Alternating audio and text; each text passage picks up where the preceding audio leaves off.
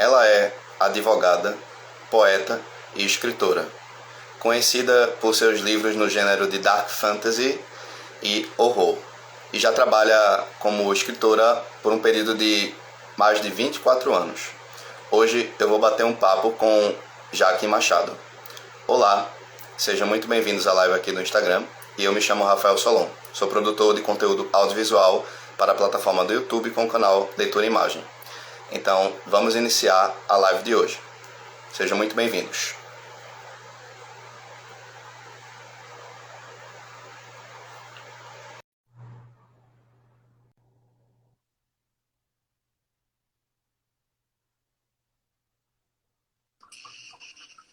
Boa noite, Jaque. Boa noite, boa noite, boa noite. Como é que tá, Rafa? Tudo bem? Caminhando, tranquilo. Como é que tá aí no sul do Brasil?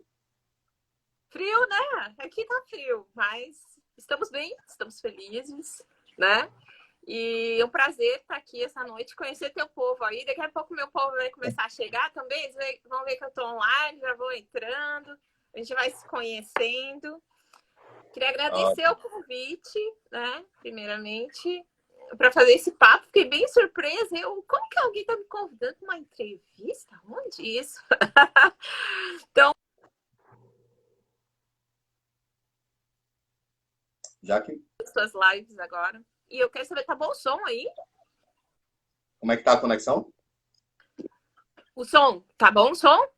Agora tá. É que teve um pequeno delay, mas acabou de voltar. Mas vamos lá. Vamos dar continuidade à live de hoje. Primeiramente, eu gostaria de avisar a todos que estão nos acompanhando que o período da live vai durar de aproximadamente 1 hora. Quando estiver chegando nos 20 minutos finais, eu vou abrir aqui a aba de comentários para que vocês possam fazer perguntas a Jaque a respeito dos seus trabalhos. Então, vamos só aguardar um momento a, acho que teve uma queda na conexão.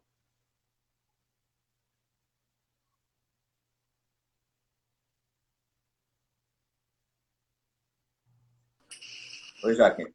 Teve uma queda. Caí. Acontece. Mas quem Olha, cai, levanta, né? Quem cai, eu já, levanta. eu já passei por entrevistas aqui na live em que, no meu caso, foi o meu perfil que caiu. E eu tinha que estar na posição de entrevistar a pessoa. E foi muito difícil. A sorte é que eu liguei os dados móveis. Aí eu consegui continuar a entrevista. Se não fosse por isso, teria sido impossível. Foi o que eu acabei de fazer aqui. Já me precavi, liguei meus dados móveis. Vamos conversar voando aqui, né? No roaming. Exato. Vamos lá. Eu queria começar a nossa live de hoje fazendo uma pergunta um tanto até filosófica a respeito do seu trabalho, porque hoje eu estava lendo o prefácio tanto de O Imperador de Jade como Endogata. Eu fiz questão de dar uma lida assim nos seus primeiros escritos, assim, foi muito legal. Aí eu fiquei com um certo pensamento a respeito da questão da escolha. Porque quando você coloca já no prefácio de O Imperador de Jade, você fala muito que os personagens eles tendem a vir até você, não é você que vai até eles. Então você assume a função de se tornar aquela que vai contar a narrativa daqueles seus personagens. Aí eu fiquei pensando a respeito do seu trabalho, o quanto do que você escreveu você diria que foi feito de forma inconsciente e não de forma consciente.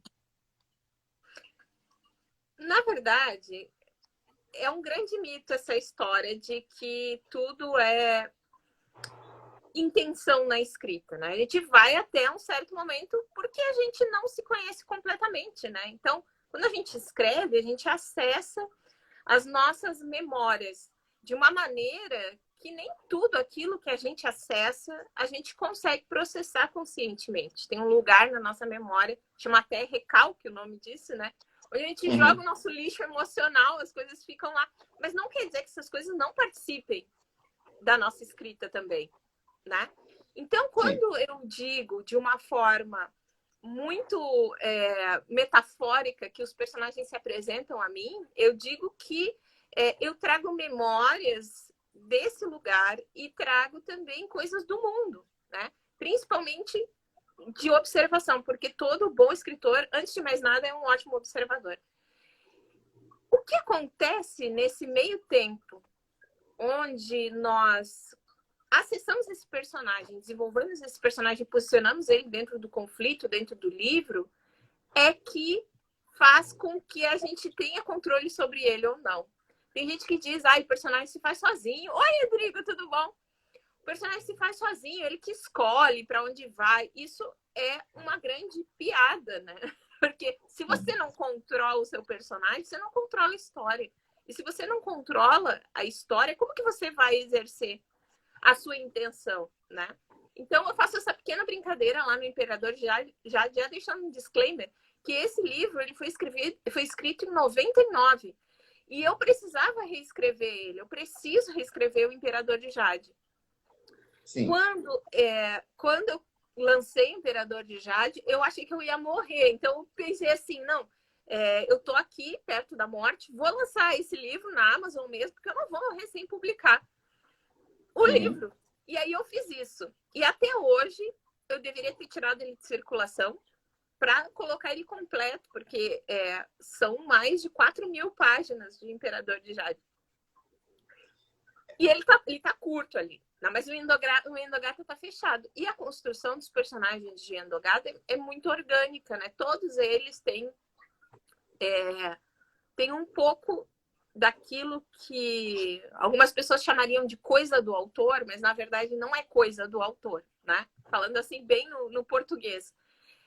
É o trabalho do autor. Escrever é você trabalhar o texto, né? Porque se fosse de outra forma, você colocar ali no papel o que você está sentindo, o que você está pensando, então isso daí é diário de terapia, não é escrita.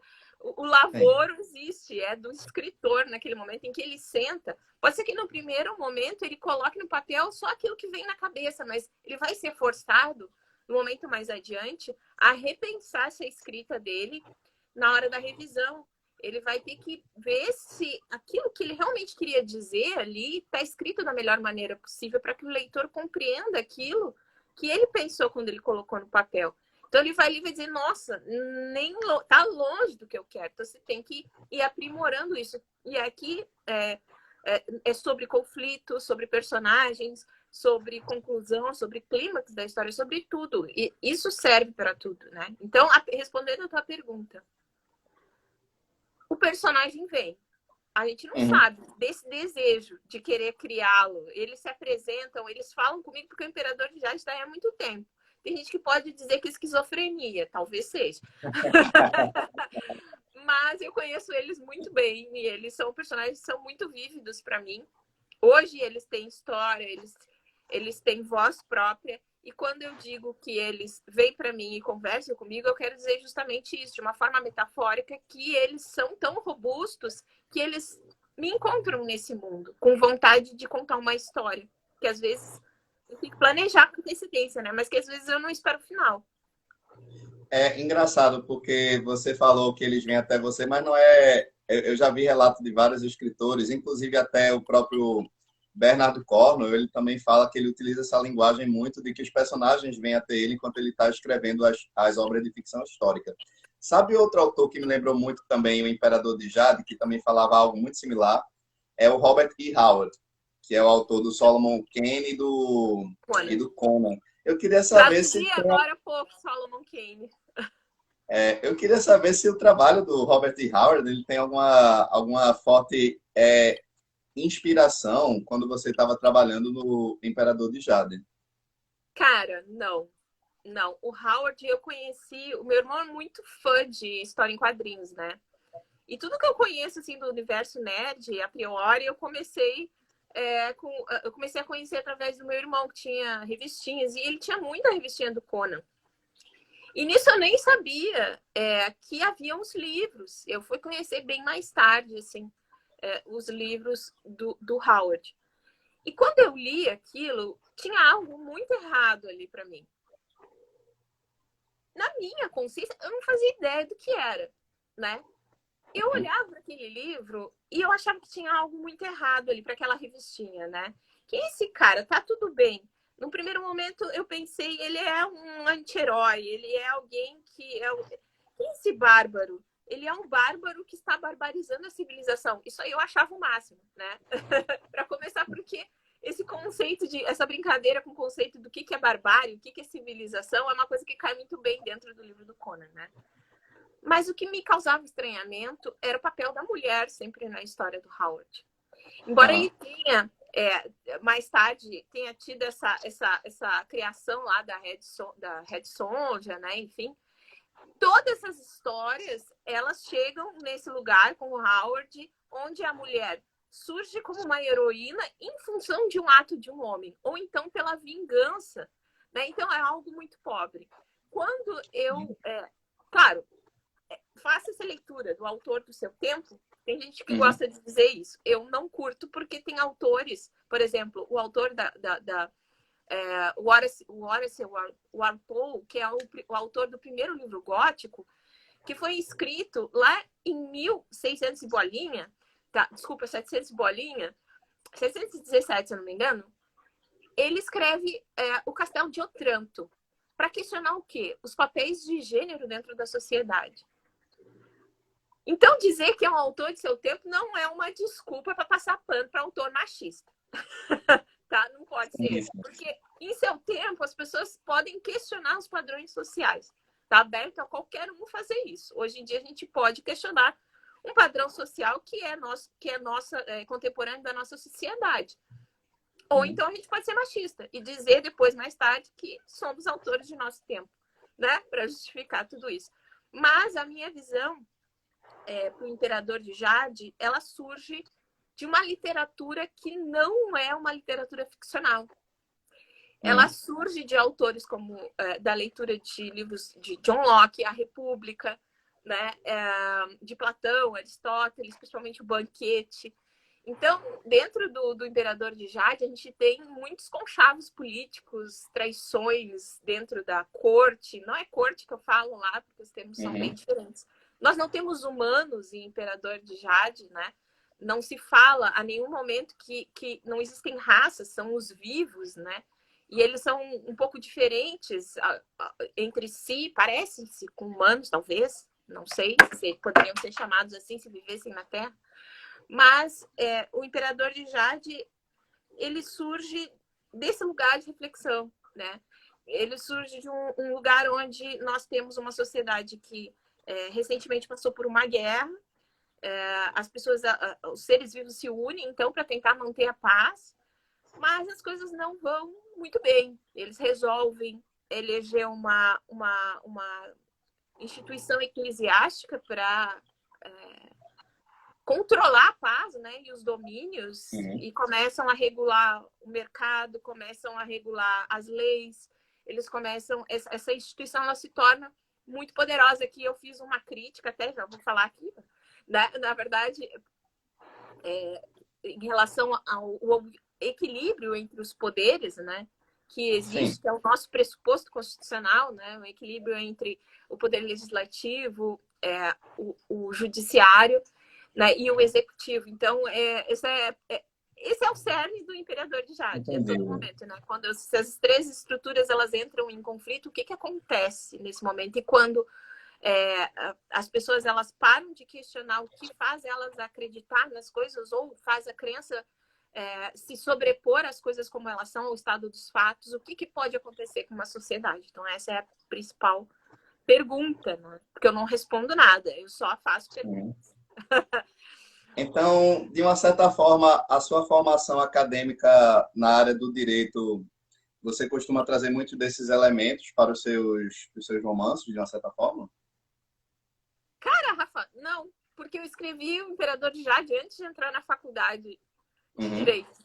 Eu já lia, eu era, sempre desde pequena, assim, eu gostava muito de ler, sabe? E a minha biblioteca era uma biblioteca de pessoas adultas. Aliás, eu não tinha uma biblioteca, né? A minha mãe, ela fazia faculdade, minha mãe tá aí, um beijo para ela.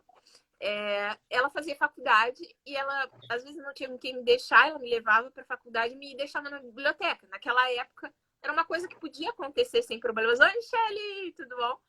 Podia acontecer sem problemas. Eu ficava lá, criança, né? e tinha contato com centenas de livros, milhares de livros. É uma biblioteca gigantesca da universidade chamada FURG. Então eu pegava o livro e me sentava para ler. E a bibliotecária ficava lá conversando comigo. E os livros que eu pegava para ler, ela me perguntava: tem certeza que tu vai ler esse? Eu disse: não, esse aqui é da Grécia. Eu achava que era da Grécia. E eu começava a ler. Era Aristóteles, era Platão, né? E esse tipo de leitura sempre me chamou a atenção, porque me fazia pensar. Não contava só uma história. Porque o Banquete, ele conta uma história, né? O julgamento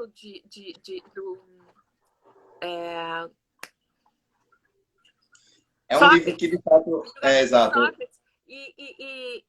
Ele conta uma história, mas ele conta uma história fazendo você participar da história, te chamando a todo momento para você pensar junto. O que é o amor, o que é moral, o que é ética, né? Então, todos esses temas, eles apareceram lá dentro do livro, mas não é porque eu fiz direito. Foi porque eu li estes livros, né? Então, isso passou para dentro da minha escrita. Tanto é que minha escrita mudou muito. Eu escrevia, parecia um Eça de Queiroz, assim, sabe? Com aquela retórica pesada. Não estou me comparando a ele e jamais chegarei perto.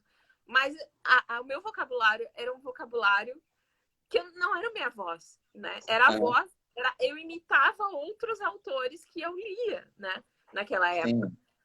Depois, quando eu comecei a trabalhar, a saber qual era a minha voz, aí eu comecei a escrever O Imperador de Jade. Isso foi em 96, 97, por aí, quando eu comecei. Você costuma fazer alguma pesquisa histórica retratando certos fatos que para você foram muito marcantes ao longo da história da humanidade e colocar eles nos seus livros? Você tem esse hábito de vou fazer uma pesquisa histórica e inserir isso aqui no meu contexto, na minha obra de ficção? Tem uma coisa legal, né? Tipo, Game of Thrones, ele se baseia em vários fatos históricos. Guerra das Rosas, né? Inclusive, até deixar uma dica aqui para o pessoal que gosta de fazer pesquisa histórica, que a Universidade de Pelotas, ela tem um núcleo bem nerd, por sinal, né? De historiadores, que é o Poema, é um grupo de pesquisa, né? Que estuda o pessoal chama de medievalismo, mas não é isso, né? Que é a história medieva, né? E tem até aqueles romances corteses, né? Enfim, Arthur, Rei Arthur, toda a história medieval dentro de um contexto assim ficcional também. Eles estudam, então eles pegam a obra do Howard e fazem uma comparação. É muito legal. Quem quiser seguir é @poema_ufpel, se eu não me engano.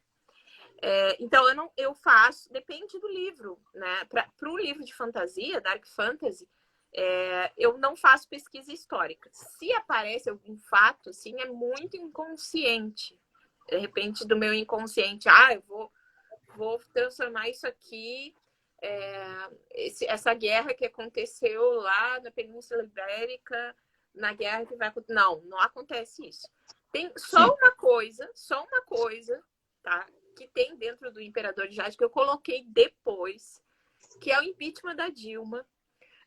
E tem uma assembleia dentro do Imperador de Jade, onde todos os representantes, eles se juntam, né? Eles se juntam ordinariamente de 20 em 20 anos para tomar decisões sobre como conduzir a sociedade, né? O que muda, o que fica, porque nem todas as criaturas ali vivem pelo mesmo tempo. Tem algumas que vivem muito mais tempo, outras que vivem menos. Eles precisam se organizar nesse sentido e cada um envia um representante, né? E naquele chamado de parlatório. E naquele parlatório, eles têm que eleger um sucessor para o trono, porque o imperador morreu e não tinha deixado até então um herdeiro apto. Ele tinha um filho que ele tinha, na verdade, excomungado da linha sucessória, e eles têm que escolher alguém, né? E quando os votos são dados, eu meio que me inspirei lá no julgamento da Dilma, naquela falação toda que teve lá, dos deputados, enfim, falando coisas absurdas. E foi isso que eu me embasei. Então, se vocês forem olhar, já vão de cara notar que realmente interessante. parecido. E aí, Ah, esse sim. é engraçado. Eu estava acompanhando algumas das suas postagens no Instagram e tem uma que eu achei muito, muito bacana, que é você conversando exatamente com sua mãe sobre RPG e que vocês estão fazendo um processo de construção de um personagem, né? Aí eu queria também aproveitar essa deixa para você falar como foi que você entrou em contato, assim, o seu primeiro contato com o RPG, como foi que ele sucedeu? Ai, já convidei o Rafa, gente, já vou falar para vocês. Eu narro Sim, RPG, né? eu quero muito. Para quem não conhece, RPG é um jogo, né? Se chama Role Play Game. É um tipo um teatro, né? Uhum, Onde você interpreta papéis de personagens que não são você. Não são uhum. você. E as escolhas que você faz, o resultado delas vai depender da rolagem de dados. Eu estava com meus dados aqui, mas que não está aqui hoje. Então, até convidei agora. Tem vários tipos. Você pode jogar com heróis, você pode É. jogar em mundos de fantasia, você pode jogar da vida real, que não tem muita graça, né? Enfim, né? Vida real já tem a vida real. E eu conheci o RPG foi na escola, assim, acho que foi em 96. Eu comecei a escrever muito antes de jogar RPG, mas quando eu comecei a jogar RPG, eu vi que aquilo era um laboratório farto, assim, né? De Sim, ideias para escrita, de comportamento, principalmente, né? Porque a gente começa a entender como que os personagens se comportam, porque quando você vai escrever é difícil visualizar isso. Você pensa em termos de o personagem dentro do livro vai fazer isso, né? uhum, Mas quando você está jogando RPG, você está na pele do seu personagem, você não quer que ele morra. Então você não vai ter uma atitude temerária. Você realmente se investe daquela posição para que, de alguma forma, você permaneça com seu personagem vivo, né? Então, é sim. muito mais fácil você compreender um comportamento de um personagem quando você está interpretando ele num jogo de RPG do que quando você está escrevendo, né? O escritor ele vai pensar em termos de história. O que é bom para minha história? O que é bom que esse personagem faça para contribuir com aquilo que eu pensei para minha história? Mas necessariamente o caminho dele pode ser outro, né? E no RPG isso é maravilhoso. Então eu achei esse laboratório de personagens, de histórias, né? Enfim. E é divertido porque é uma escrita, só que você joga com pessoas. É como se fosse um livro, né? Só que você joga Sim. com pessoas que você gosta e divide esse momento de criação, esse momento de intimidade, né? Com elas, porque quando você está interpretando, você está sendo vulnerável para aquelas pessoas, porque você tem que pensar como aquele personagem faz. Você sai de um lugar confortável que é ser você para ser outra pessoa, né? Uhum, Então, exato. isso foi muito divertido para mim, assim, e muito enriquecedor, porque eu levei isso para a escrita de uma maneira que mudou a minha escrita, né? Mudou muito a minha escrita e mudou também por escrever a forma como eu narrava e jogava o RPG. Então, tem gente que chama-se narradora, a pessoa que fica ali no controle, Uhum. meio que mediando os eventos entre os personagens, né? E entregando as surpresas da história. Então, a minha narração eu narro horror, né? Que tem jogo de vampiro, tem o Cthulhu, tem vários jogos de horror. Shazir Kala, que foi um que eu traduzi recentemente para a editora Hug Money, né? Que é o livro mais gore, mais horror que eu já vi de RPG. É esse, não existe outro. E eu Ah, tava traduzindo, aí tinha horas que eu tinha que parar para respirar, assim, porque era demais, era muito gore, muito horror, assim, né? Nossa, eu fiquei mal um tempo, aí depois continuava, né? Vamos lá, vou continuar. especialmente quando vai tratar, você citou até o HP Lovecraft, né, o Cthulhu Mythos, então, para quem gosta muito desse gênero, esse horror cósmico, em certos pontos, chega a deixar você muito desconfortável, né, de fato. Agora tem uma coisa, assim, eu estava lendo um pouquinho sobre a tua biografia, e eu vi que tem uma parte que você fala muito que, em um certo ponto da sua vida, você era uma escritora muito mais reclusa, muito mais tímida, até no sentido de publicar algumas coisas. Você não é a sua versão de hoje, no caso, que você está se expondo muito mais nas mídias sociais. Aí eu queria que, assim, que você falasse um pouco sobre esse seu processo de mudança, de sair mais da sombra da escritora para, de fato, se tornar a escritora independente que você é hoje. Bah, Rafa, foi um processo muito longo, sabe? Eu até estava lendo o diário do Jack Kerouac, né? E ele comenta muito assim, bah, será que eu tenho mesmo que publicar um livro? Será que eu não estou fazendo uma caca muito grande aqui? Será que realmente sei escrever? Né? Então eles perguntam muito isso, se ele deve enviar o original, se o que ele está fazendo é uma bobagem, será que as pessoas vão gostar? Né? Então ele demonstra muito da insegurança dele nos diários, né? Ele não atribui valor à escrita dele, embora ele tenha uma paixão imensa por escrever, por colocar coisas no papel. E ele faz isso com cuidado, porque não é só o pôr no papel, ele revisa, ele tem ele tem o exercício da intenção, ele usa o recurso. Então ele fala isso no diário. Quando eu comecei a escrever, eu fui muito incentivada pelos professores do ensino fundamental, né? Na época eu chamava de primeiro grau. E eu escrevia era poesia, né? Então eu publiquei livros de poesia muito jovem.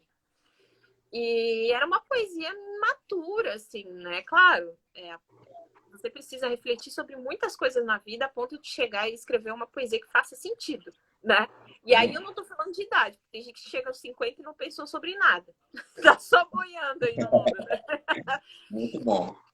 E aí eu escrevi muita poesia. E a minha poesia era uma poesia muito sombria, assim. Depois, hoje eu olho e digo assim, nossa, meu, tinha que ter feito uma terapia, eu acho. E eu tinha medo de publicar. Então eu comecei a me inscrever. Aliás, eu fui convidada a ter uma coluna num site na internet, né? Era um provedor de internet. E eu escrevia, para me sentir à vontade, com pseudônimo. Então eu escrevia crônicas, escrevia contos e tudo com pseudônimo. Quando as pessoas sabiam que era eu, as pessoas que estavam lá, que tinham acesso a esse material e que perguntavam quem era o provedor, é a fulana aqui e tal, elas entravam em contato comigo para eu escrever de forma fantasma, a gente chama de ghostwriter ou escritor por procuração. Então eu comecei a ganhar dinheiro com isso. E era para mim muito confortável, porque eu escrevia, né? E aquilo ia para outra pessoa, conseguia fazer o que eu queria e ainda ganhava dinheiro. E essa escrita me consumiu durante muito tempo. E eu publiquei e publiquei e publiquei com pseudônimos, sem ter coragem de colocar o meu nome, né? Eu fui publicar coisas com o meu nome em 2006 na internet, quando eu tive coragem. E aí, até tem um livro publicado de forma física aqui, eu esqueci de pegar porque cheguei correndo. Mas eu simplesmente não quis mais vender o livro porque eu achei que era horrível. Então, volto lá no Jack Kerouac. Né? A gente escreve coisas, mas nós nossa obra é fruto de quem nós somos, é como uma fotografia, naquele momento, né? Então, se você volta para ler o que você escreveu e você acha que está ruim, muito provavelmente é porque você melhorou em algum sentido na sua escrita ou na vida, sendo uma pessoa melhor, sendo alguém que fez reflexões sobre outros temas. Então, quando eu achei que eu podia minimamente publicar daqui a 6 anos, eu iria ler e ia pensar assim, nossa, isso podia estar melhor, mas tá passável.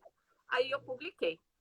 Eu estava doente, eu achei que eu ia ir passar dessa para melhor, porque eu me preocupava muito com o meu trabalho, né? Com a coisa que era o meu ganha-pão, assim, a escrita nunca foi de fato aquilo que me fazia pagar conta, né? Nunca foi. Eu já fui chapista, já fui hippie, já fui, já vivi na rua, já, sei lá, já fui vendedora de TV a cabo, vendedora de tudo que tu pode imaginar.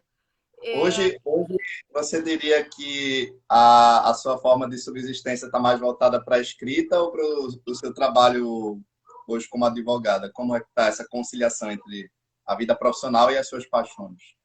Então, só para concluir a outra pergunta, a advocacia me tomou um tempo muito grande, tanto na época da formação, que eu tive que dar uma parada na escrita. E isso Sim. passou a fazer parte da minha vida de uma forma até meio tóxica, eu acho, porque eu abandonei a escrita durante um tempo e fiquei muito infeliz. Foi E aí eu achei que a culpa era da advocacia. E não, né? Eita. Eu tinha que saber que as duas coisas faziam parte de mim. Aí quando eu consegui resolver isso, foi que eu comecei, faz uns 5 anos, né? Eu comecei, então, a entender que eu podia ter as duas carreiras e comecei a aparecer por aqui e por outros lugares, Uhum. me publicando e conversando sobre escrita. Porque eu sempre fiz isso desde que eu adoro ensinar e ensinar outras pessoas a escrever. Uhum. Principalmente dizendo para elas que elas não precisam saber gramática, né? Elas não precisam saber português formal para escrever, porque a gente não precisa de português formal para falar e todo mundo entende. Então, uma boa história precisa que você saiba contá-la, não na Uhum. gramática, mas na emoção e no sentimento. O resto a gente aprende, né? Vai aprendendo aos poucos. Hoje, eu tenho essas duas profissões, né? Eu tenho mais, na verdade, né? Mais profissões, mais coisas que me fazem pagar as contas. Uhum. Mas eu tenho migrado cada vez mais agora para minha carreira como escritora, né? E isso está me possibilitando. Agora eu sei como fazer, né? Sei como Uhum. transformar isso em algo que vai me sustentar, né? Enfim, e você faz revisão, você faz tradução, você faz é, leitura crítica. É um trabalho, né? O escritor é um Sim. artista, mas você tem que saber aonde você tem que ir para poder sobreviver disso. Não é vendendo livro na Amazon que a gente paga aluguel, né? Então, é um caminho que você tem que conhecer. Para cada um vai ser diferente. Daqui a pouco lá o fulano acha que vender curso de escrita é o melhor caminho para ele. Para mim não é. Para mim, o meu caminho é esse trabalho que eu faço com escrita, ajudando outros escritores a publicarem os seus livros. Sim. É uma coisa bem interessante. Muito do que você falou me lembrou a biografia da Clarice Lispector. Por que eu estou dizendo isso? Porque a própria Clarice ela também tinha uma certa dificuldade, até um certo receio de publicar muitas de suas obras. Então, ela também não ela foi, né, mudando assim a carreira dela para poder tornar-se a escritora renomada que ela é hoje. Mas no início, ela tem muitos momentos que ela fala que rasgou manuscritos, chegou a fazer. Aí eu fiquei até pensando se você já teve esse processo na sua vida de você fazer algo e você ter um forte receio de publicar aquela obra e você guardou para si ou então você jogou fora. Você já passou por isso? Cara, eu tenho 18 livros escritos. Uhum. E eu publiquei 12, tá? 12. De forma independente, 5. Uhum. Os outros estão esgotados. Eu não pretendo fazer novas edições deles. Eu vou reescrever para poder lançar. Porque você falou, Clarice rasgou os manuscritos, tacou fora. Tudo bem, já fiz isso com vários. Mas a Clarice tem uma coisa que ela fala. Ela dizia que ela não era uma escritora. Ela se chamava de escritora amadora. Né? Porque ela Sim. escrevia quando ela queria. Né? A Clarice Uhum. tinha uma relação muito intensa com a escrita. E era desse lugar de quem ela é. Mas também de um lugar onde uma mulher ferida, por mais independente e renomada que ela pudesse ter sido, né? São coisas que atravessam a mulher, que são Uhum. próprias de uma sociedade que é estruturada a partir do machismo. A Clarice segue ferida por isso. Ela segue ferida por a condição dela de mulher dentro da sociedade e pelos questionamentos que ela tem em relação à própria criação que ela teve, ao mundo injusto, a essa ideia da fé, né, que atravessa e entra e sai dela a todo momento, sendo uma zona de conflito muito grande. A Clarice, ela diz que ela não é uma escritora profissional. Uhum. Ela afirma que ela é uma escritora amadora, porque ela escreve quando ela quer. Isso, no nosso mundo capitalista, é impossível hoje. O cara quer viver de escrita, ele vai ter que sentar a bunda na cadeira e escrever todo dia para poder viver de escrita. Ele tem que ter uma produção, ele tem que ter fluxo, ele tem que publicar, ele tem que saber vender o peixe dele, porque hoje o autor tem que estar do início ao fim, né, na linha de produção, né? As editoras exigem que os autores tenham perfil nas redes sociais e que eles promovam os lançamentos dos livros, que cada vez mais rumam por esse lance. Fala, Cristiano, aí o Efraim tem que mandar um beijo pra essa galera depois, mas o Rafa vai fazer isso depois. E aí, eu bagunçando a live do Rafa. Lembrando que quando a gente chegar nos minutos finais, todos que estão nos acompanhando vão poder fazer perguntas. Então, aqui a interação vai ser em conjunta. E aí eles exigem essa outra coisa hoje dos autores, que é você arregaçar as mangas, colocar nas redes sociais para vender livro junto com eles. Então, a distribuição é uma coisa que hoje vai acontecer dependendo desse contato inicial que você tem com os seus leitores através das redes sociais. Muito disso, né? As editoras, elas, claro, vão a livrarias, tem essa distribuição dos livros tradicionais, você vai a eventos, né? Enfim.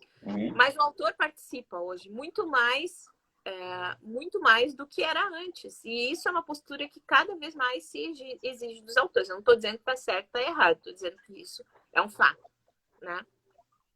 E para você foi um tanto que desafiador, no sentido que você mesmo teve que publicar o seu primeiro romance de forma bem independente, né? Que foi o Imperador de Jade, né? Você passou por muitos desafios até aprender como fazer a publicação do seu livro. Engraçado que você falou que foi a iminência, o medo da morte, de uma certa forma, que foi algo que lhe impulsionou para fazer esse trabalho, não é isso? Que foi assim, foi uma coisa horrível, né? Porque eu não sabia fazer nada. Quando eu fiz os meus livros, eu enviava para a editora cuidava de tudo, né? Fazia lançamento, lá assinava e tá tudo beleza, né? Participar de antologia, você recebe o livro na sua casa, não tem que se preocupar com nada. Você faz uma festa, leva lá os seus livros, vende para os amigos, né? Para outras pessoas que tenham interesse. E acabou. Agora, como é que você faz para lançar um livro da sua casa sozinho, sem poder sair do lugar? Aí eu fui estudar, né? Então eu fui lá e achei que a Amazon era uma ferramenta que poderia me ajudar ali na hora. E aí eu comecei a estudar muito a plataforma, né? A ver os vídeos, né? As aulas da Amazon que ensinam você a publicar um bom e-book, né? E eu achei que aquilo era válido para mim naquele momento. Foi sem querer. Foi sem querer que eu comecei a publicar ali. E assim, tava muito ruim a minha revisão. Dava muito ruim a minha formatação. Foi primeiro, aprendi 1000 coisas com esse livro. Mas eu via o quê? No primeiro mês de lançamento, que só os amigos tinham comprado. E eu, como é que eu vou fazer isso? Como é que as outras pessoas vão ficar sabendo que eu tenho livro publicado? Eu tenho que ir atrás das pessoas. Então eu pensei como a vendedora de TV a cabo de anos atrás. Eu tenho que bater na porta, né? Eu tenho que bater na porta. Então eu comecei a fazer relacionamento, ir no direct e achar as pessoas que realmente iam falar sobre esse livro para outras. Em um ano, o Imperador de Jade vendeu 600 cópias, o que é um número imenso para um autor que ninguém nunca tinha ouvido falar. E aí eu pensei, nossa, eu tenho que pegar o que eu fiz aqui, anotar, eu sou super organizada, botei adoro um Excel, botei uma plataforma do Excel, um documento do Excel, o que eu tinha feito que tinha dado certo e o que eu tinha feito que tinha dado errado. E aí eu comecei a aprimorar esse método e ensinar para outras pessoas como é que elas podiam fazer. Então, no meu perfil lá também ensino os autores independentes a fazer isso, porque não é vender o livro, fazer uma pessoa ler difícil, né? Você pode incentivar alguém a comprar, mas não quer dizer que essa pessoa vai ler depois. Agora, quem tem que estar aí no chat, e o Rafa, que está cheio de livro aí atrás, a gente pergunta, às vezes a gente compra um livro na livraria ou em qualquer outro lugar e não lê, fica lá parado, né? O e-book é a mesma coisa, Mas o autor independente tem que fazer com que a pessoa que compre leia o livro dele. Ele precisa desse retorno, porque a plataforma vai entender, principalmente a Amazon, que o leitor gostou a partir do momento em que a plataforma conhece o número de páginas que ele leu. Então, como é que você faz esse movimento? Foi isso que eu estudei. É isso que eu ensino lá no meu Instagram para as pessoas. Então, quando eu lancei o livro, eu procurei saber por quê.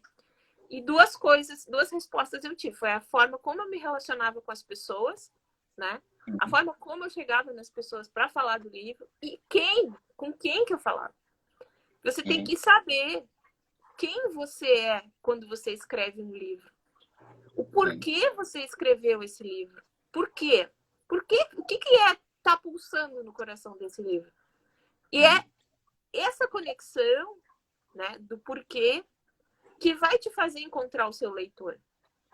Porque esse mesmo porquê tá em você e tá nele. E se ele curtiu o seu livro, ele vai voltar. E ele vai falar do seu livro para outras pessoas. Ele vai ficar feliz porque ele se satisfez. Não tem coisa melhor do que você pegar um livro e ter uma afinidade com ele. Dizer, nossa, isso é minha cara, essa história, esse livro. Sempre tem um autor. Qual que é o seu autor favorito, Rafa? Nossa, eu fico dividido. Neil Gaiman, eu sou apaixonado pelas obras do Neil Gaiman, da mesma forma que eu gosto do Tolkien, pela contribuição que ele fez para a literatura fantástica. E na ficção científica eu tenho o Frank Herbert. Então, sabe, eu diria que eu tenho escritores que marcaram a minha formação como leitor, mas são de épocas específicas da minha vida. Porque se eu for pegar a infância, são os quadrinhos.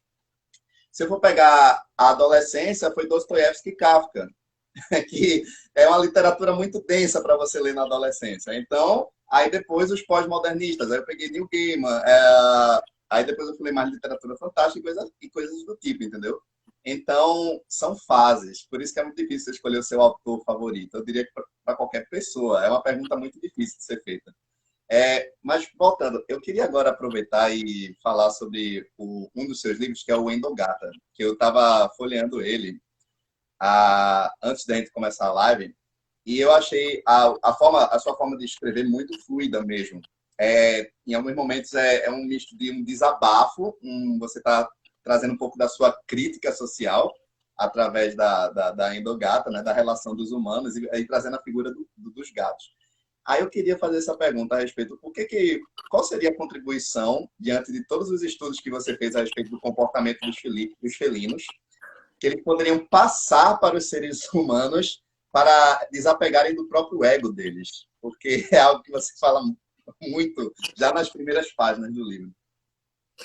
Cara, Endogata, eu escrevi Endogata em 2001. Inicialmente, deixa eu ver se eu acho aqui, porque Endogata era para ser um livro de ficção científica, né? Eu vou achar aqui, tá muito bagunçada a minha história aqui. Se não encontrar, tá tudo bem. Não, é uma ilustração que eu sempre mostro, assim, que é o que acontece? Eu faço uma metalinguagem ali, né? Endogata é a história de uma mulher, né, que ela tá, a gente chama aqui no sul de capa do Batman, né? Na capa da gaita. Ela tá muito mal, assim, né? Ela tá vivendo uma vida, ela é garofóbica, ela tem problemas com álcool, né? E ela é uma personagem. Então, tudo que eu trago para dentro do livro não é a Jaqueline, é essa personagem, né?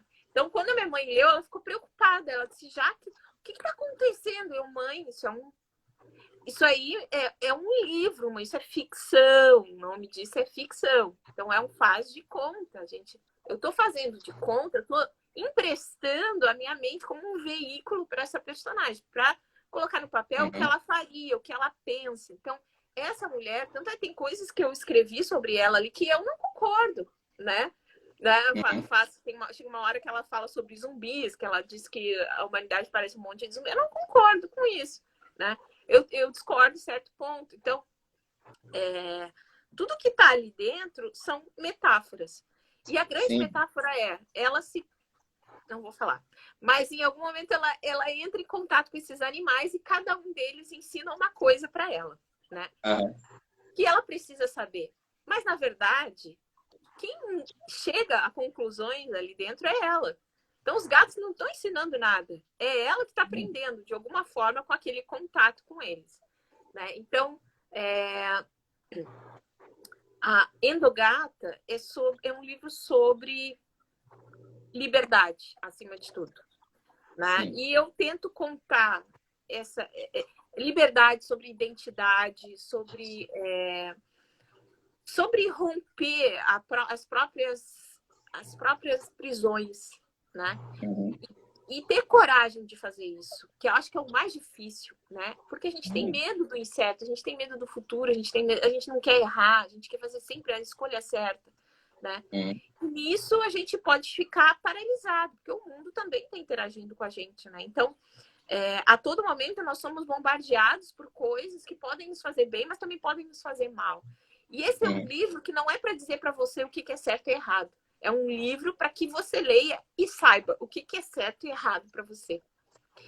A partir dele, você compreender que nós não precisamos estar no mundo para ser o mundo. Nós precisamos estar no mundo para entender o mundo e saber quem somos aqui. Qual que é o papel que nós temos aqui, que vai nos fazer felizes. É sobre olhar para si mesmo. E tem um desenho que eu vi muito tempo depois, é um desenho da Tinkerbell, tá? E eles têm um bicho que chama Coruja da Sabedoria. E essa coruja, ela fica sentada num galho. E toda vez que alguém precisa de um conselho, essa fada voa até o galho e começa a conversar com a Coruja da Sabedoria. Então, a pessoa começa esse diálogo desabafando para a coruja e dizendo que tem um grande problema. Mas a única resposta da coruja é Ela não fala. Ela só diz E a pessoa está ali do lado falando, e falando, e falando, e falando. E quando vê, ela chega a uma certa conclusão, né? E as fadas acham que realmente é a coruja que faz isso, quando na verdade foi você colocar para fora aquilo que está te incomodando, né? Analisar a situação e encontrar uma solução com base no seu repertório emocional, comportamental.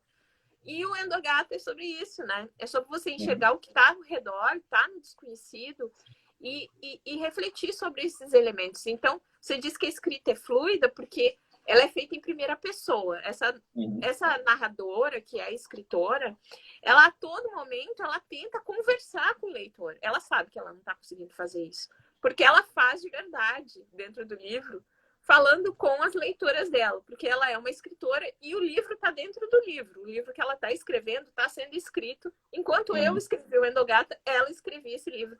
Ela é uma autora de romance hot. Então tem um mini romance hot ali dentro do Endogata, que é uma coisa que eu também escrevo, né? E é um livro super divertido, tem muita referência de cinema, né? Porque a metalinguagem, ela tá também no cinema, tá na música. Então é sempre esse eco, né? Essa coisinha lá da coruja, a gente lê algo, eu escrevi pensando em uma coisa, mas a pessoa que vai ler, ela tem ela é um indivíduo completamente diferente. A forma como ela se relaciona com outros conhecimentos que ela tem são outros, e ela precisa disso para dar um significado para a leitura, para dar um significado para aquele texto que ela está lendo. E é isso que é o mais rico, que cada um que sentar do lado do galho da coruja do livro vai chegar a uma conclusão diferente. Ele vai enxergar aquilo que ele precisa enxergar, ou que ele quer enxergar ali, né? Eu só dou alguns elementos de imaginação. Agora, a pessoa que lê... Por isso que eu não posso dizer sobre o que é Endogata. Porque é diferente para cada um de nós. De uma certa forma, é o que você tanto fala nas suas publicações. É a quebra da Matrix. Então, você está fazendo esse processo da quebra. Gente, como nós estamos diria que já passou até mais de 40 minutos da live, eu vou abrir o espaço aqui para vocês fazerem perguntas para a Jaque a respeito do seu trabalho. Então, sintam-se à vontade, o espaço é todo de vocês. Então, eu vou ler aqui as perguntas para a gente falar um pouco sobre elas durante a live. Então, sintam-se à vontade para fazerem perguntas. Caso ninguém faça nenhuma pergunta, aí a gente vai dando continuidade durante a live, né, até o prazo estipulado. Mas vamos lá. Jaque, eu também vi que você tem não apenas como formação em direito, você também fez química. E também você fez muitas coisas mesmo. E também é engraçado, porque até filosofia você também tem uma formação nos estudos de base filosófica. Eu queria te perguntar se você tem algum tipo de abordagem, não é nem o termo, não é nem abordagem, alguma área da filosofia que chama muita atenção, que você diria que é parte crucial na sua formação, tanto, tanto moral ou como escritora. Você tem algumas vertentes filosóficas que você tem muito apreço? A minha formação de filosofia é pós-graduação, né, em Uhum. filosofia da educação. E a filosofia faz parte de tudo, eu acho. De tudo que eu escrevo. Tanto mas eu gosto muito de Habermas, né? Eu Uhum. acho que. E Derrida. Derrida e Habermas são autores que me representam demais, eu gosto muito. E Chomsky. Chomsky, embora ele não seja filósofo por formação, né? Eu como linguista também, né? Uhum. Aprecio muito o trabalho dele, porque eu acho que essa intersecção entre... Na verdade, é tudo ligado, né? A língua, a sociedade, a cultura, as coisas que nós fazemos, todas elas têm uma raiz profunda aí dentro da gente. Então, elas estão conectadas.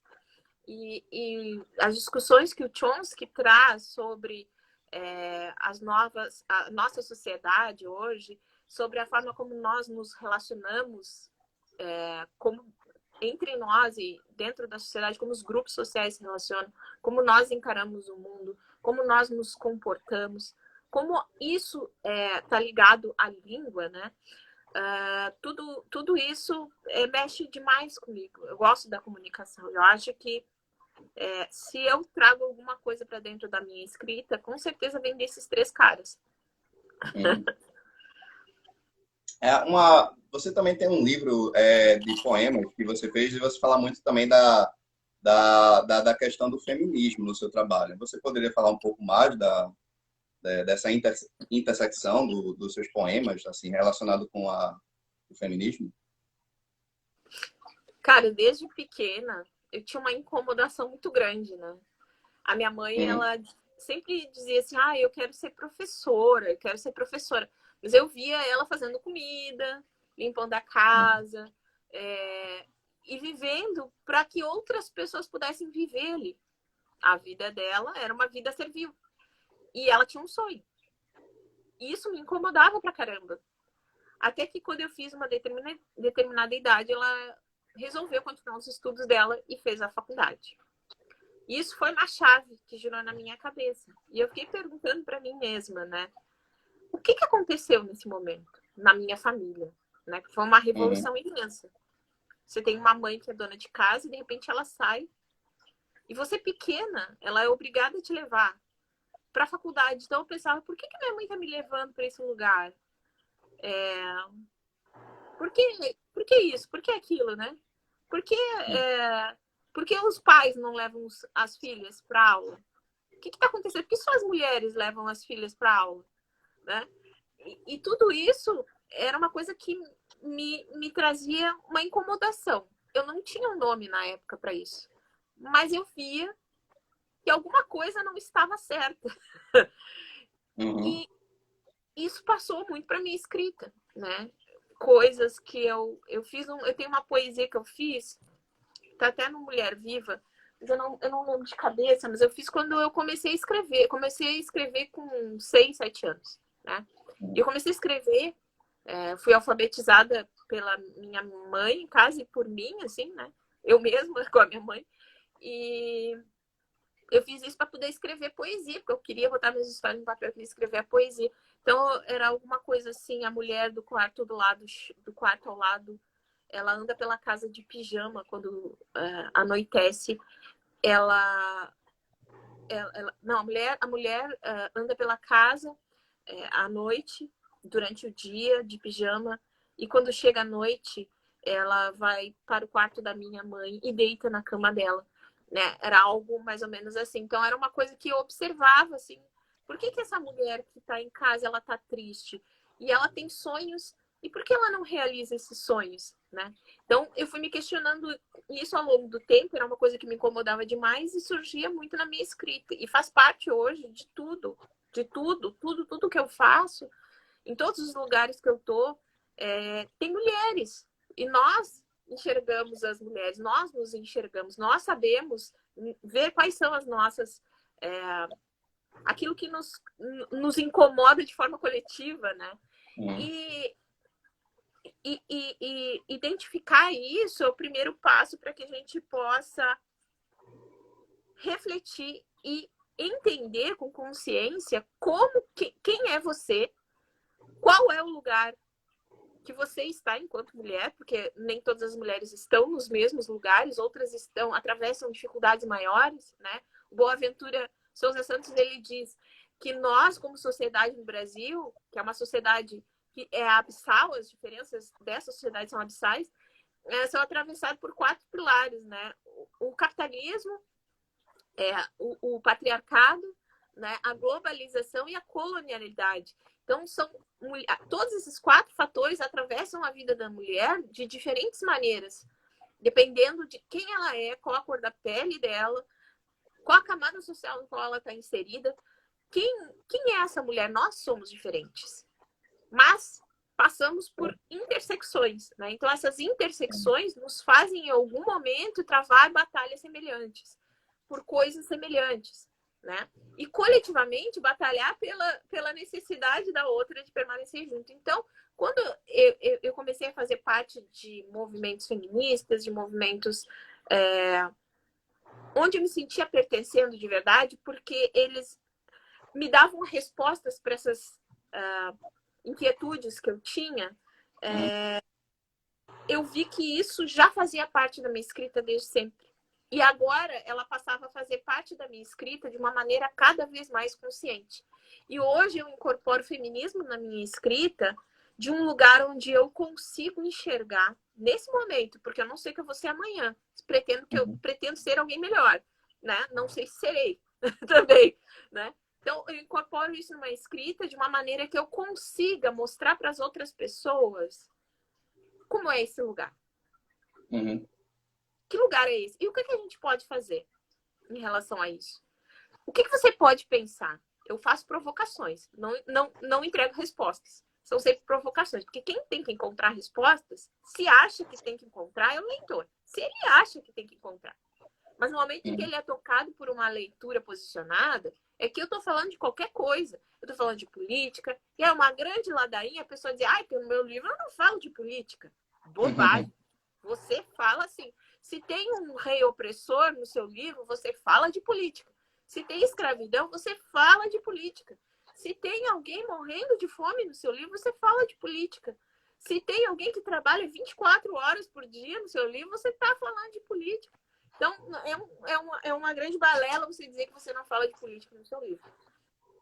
Você só não está falando com consciência. Então, o que eu pretendo fazer, eu estou tentando fazer esse movimento na minha vida, e não sei se vou conseguir concluir isso, né, ao longo do tempo, cada alguém já disse que você é maravilhosa. Meu amor, pessoal Tenório, queridões, abraço lá do baile também, o pessoal deve estar por aí. Sigam lá o Tenório, maravilhoso. Sim. Já que a gente está falando muito dessa questão da política através da escrita, porque de fato, sim, é uma coisa que nós fazemos de forma ou consciente ou inconsciente, quando a gente está trazendo esses assuntos para uma determinada obra. Pode ser qualquer coisa, poema, crônica e afins. Agora, como você tem também o apreço por escrever obras de literatura fantástica, eu também queria saber se as narrativas das mitologias que a gente encontra no inconsciente coletivo das pessoas, na mitologia comparada, esse tipo de assunto foi algo que você estudou a fundo quando você começou a escrever seus livros. E se tem algum tipo de obra, alguma vertente mitológica que você gosta muito, mitologia nórdica, egípcia, grega, se isso tem um papel crucial na sua formação como escritora? Cara, eu amo de paixão Joseph Campbell. Vamos dizer que ele é um Uhum. mitólogo, ele não é um literato, tá? Uhum. Ele faz parte de um movimento que chama estruturalismo. Esse movimento ele surge, né, no final, por volta de 1800, Guaraná com rolha, lá no final, né, na segunda parte do século. Uhum. E ele começa a lançar algumas bases para escritores que vieram depois. Tanto o principal, os principais movimentos que se fez dentro do estruturalismo, eles tentavam entender ou estabelecer um padrão de estruturas literárias para que se pudesse estudá-los ou transformar isso em um objeto científico, né? Então, o Vladimir Prop começa a estudar a estrutura de histórias do folclore russo, e outras escolas também começam a fazer o mesmo movimento. A gente tem a escola americana, né? Enfim.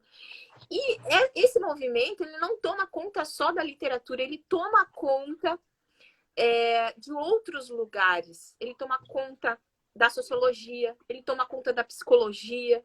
A gente tem o Jung, que é um cara da psicanálise que também é estruturalista. Ele faz um livro chamado Red Book, onde ele traz um mergulho profundo na sua psique e coloca isso através de imagens, escrita nesse livro, que é lindíssimo. Ele faz iluminuras maravilhosas, ele passa um tempo sozinho para escrever esse livro.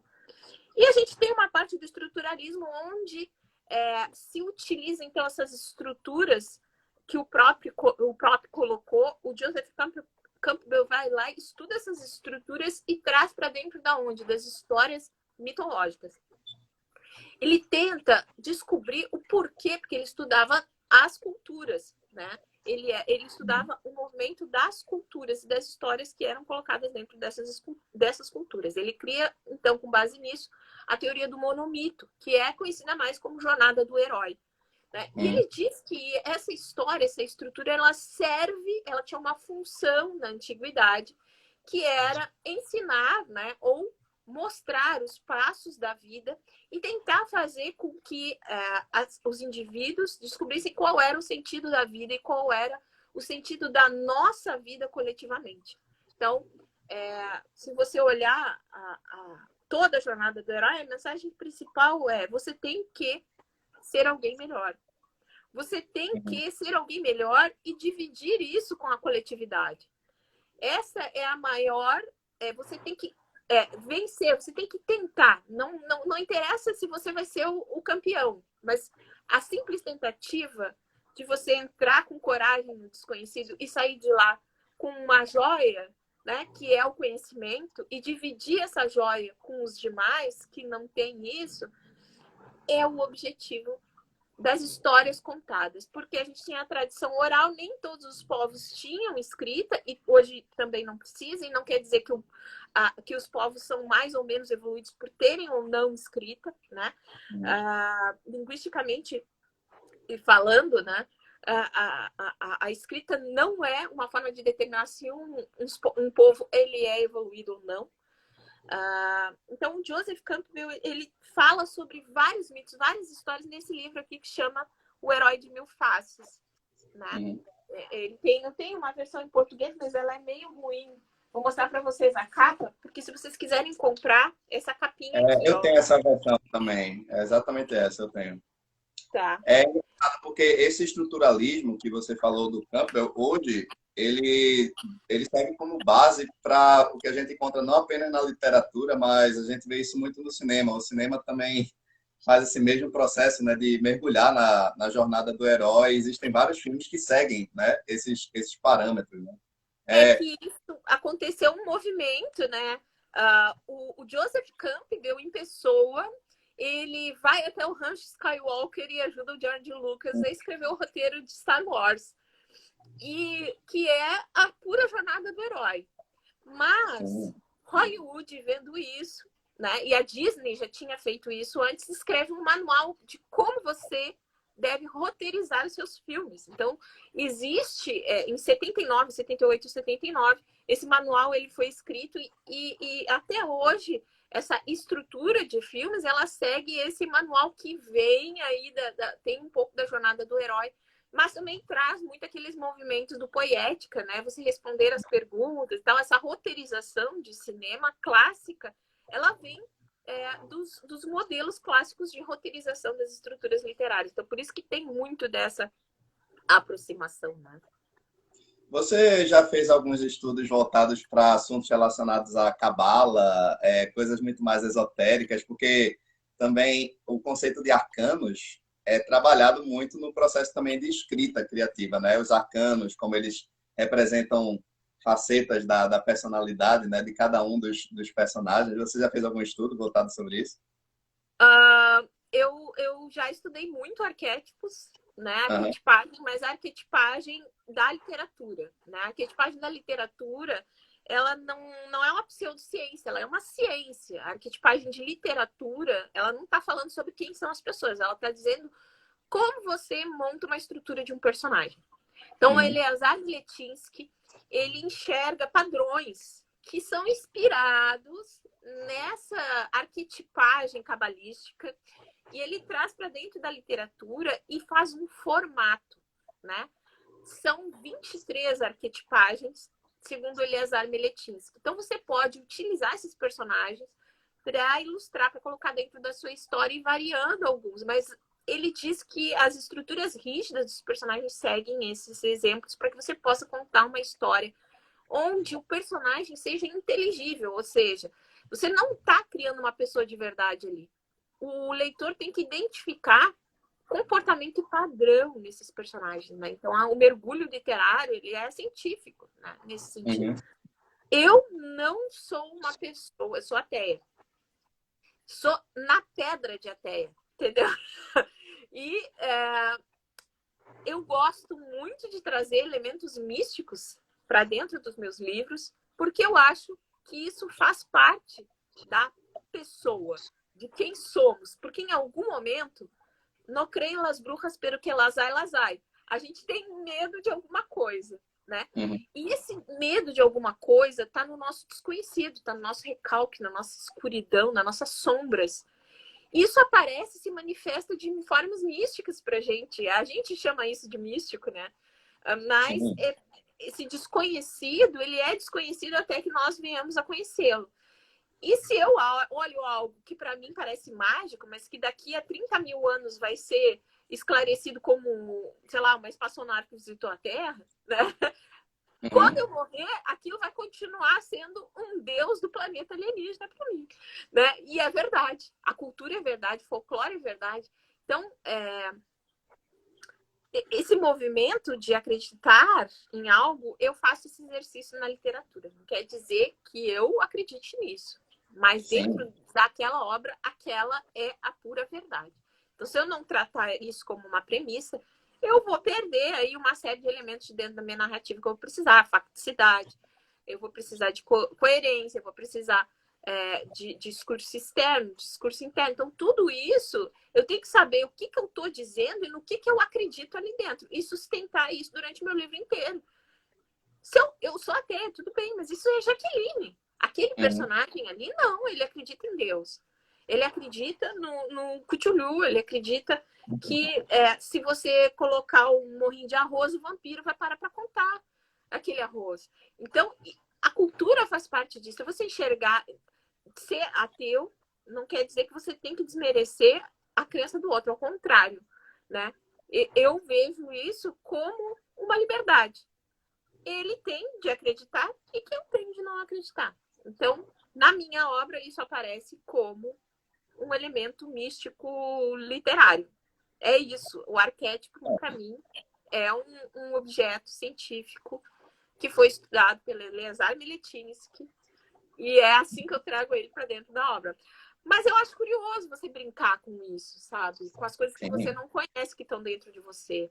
Com as coisas que você tem medo, com o bicho-papão. Senão a gente não escreveria horror, né? A gente Uhum. não escreveria horror.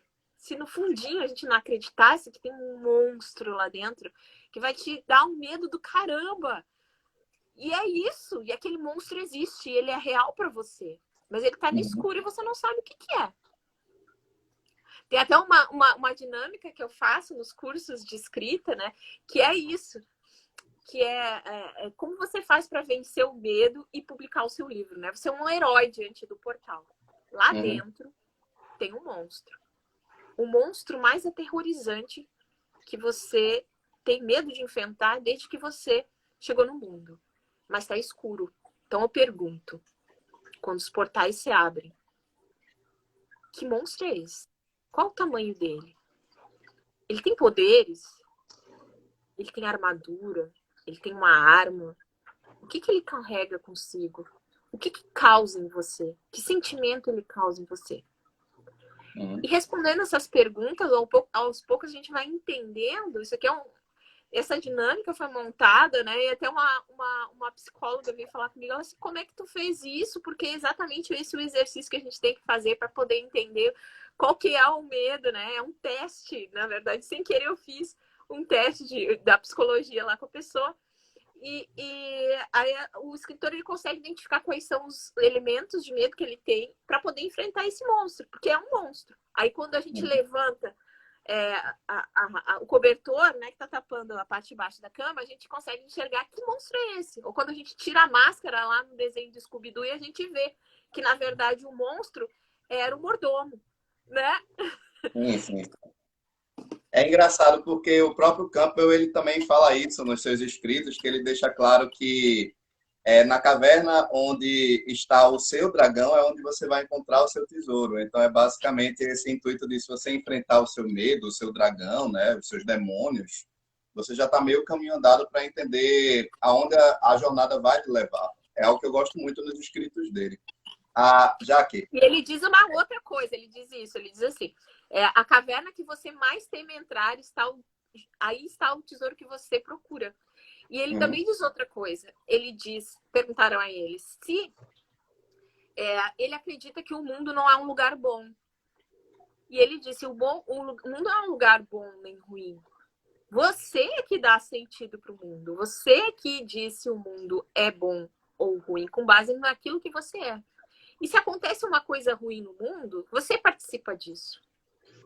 Fazendo a coisa ruim ou deixando de fazer algo para evitar que essa coisa ruim aconteça.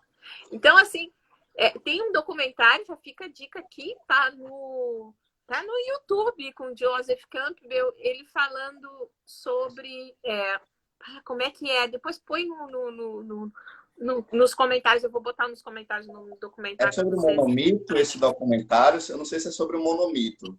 A origem do mito, é algo assim. Eu esqueci o nome, mas Tem um livro.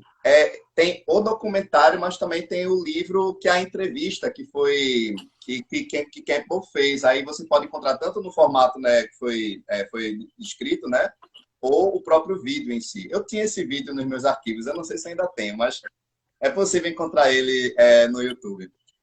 Jaque, o Efraim, ele também fez uma pergunta aqui a respeito de qual o seu clã favorito. Eu acredito que ele esteja falando de vampiro, de Vampira Máscara. Vamos aproveitar e falar desse papo, a sua relação com o folclore europeu, com os vampiros e lobisomens. Fala um pouquinho sobre o seu clã favorito. Cara, meu clã favorito é o Gangrel, mas eu sou malcaviana. Para quem não sabe, assim, o Gangrel ele é um vampiro que se aproxima muito da sua identidade com a besta. Ele tem esse aspecto feral, ele é uma criatura mais visceral, assim, né? Que se rende, entanto, ele encontra a besta em vários momentos para se unir a ela, né?